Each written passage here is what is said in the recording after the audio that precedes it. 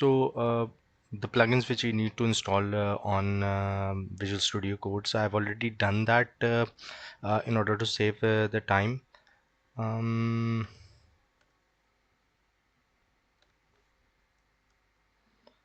so we needed a Red Hat code for Red Hat extension for YAML as well as for XML. It provides you the capabilities to handle these formats within Visual Studio Code.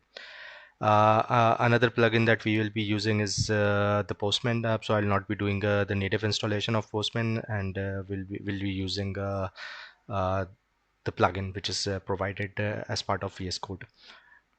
So that has been installed. You can see that all of these. So one thing I think is pending is this Open API. So what we can do is we can search that. So this is the one that we need to install. Mm,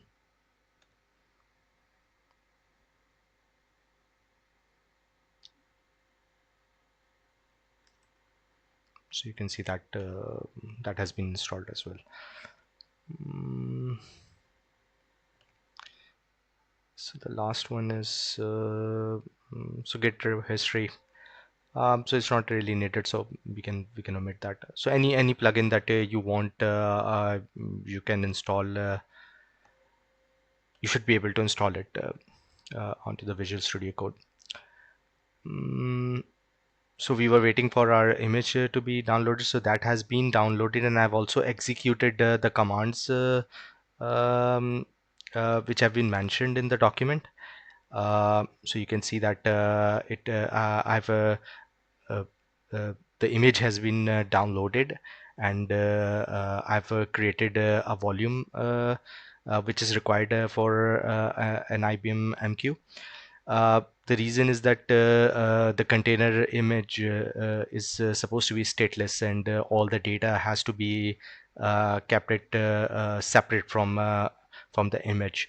So you can think of it as a storage device that gets attached uh, to your infrastructure, right? So next, what we had to do is we created the container from the image which we downloaded. So that has also been created. Um,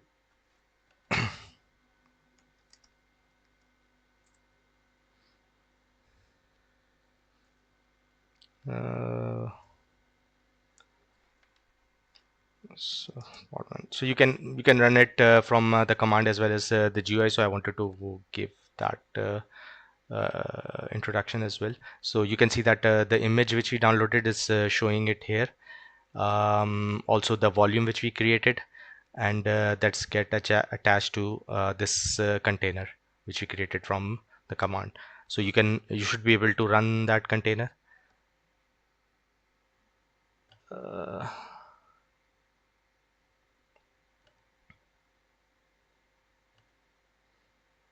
so you can see that it has been started.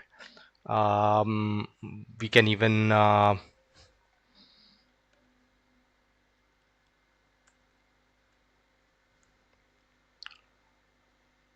so DSP MQ, so the queue manager, I created it.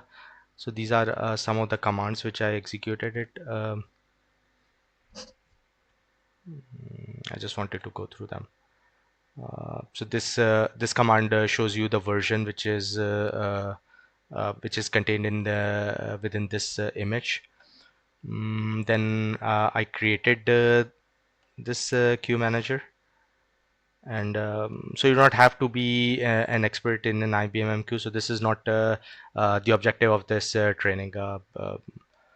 This is also an optional part. So if you're not comfortable with it, you can simply ignore that one. Um, so what's pending?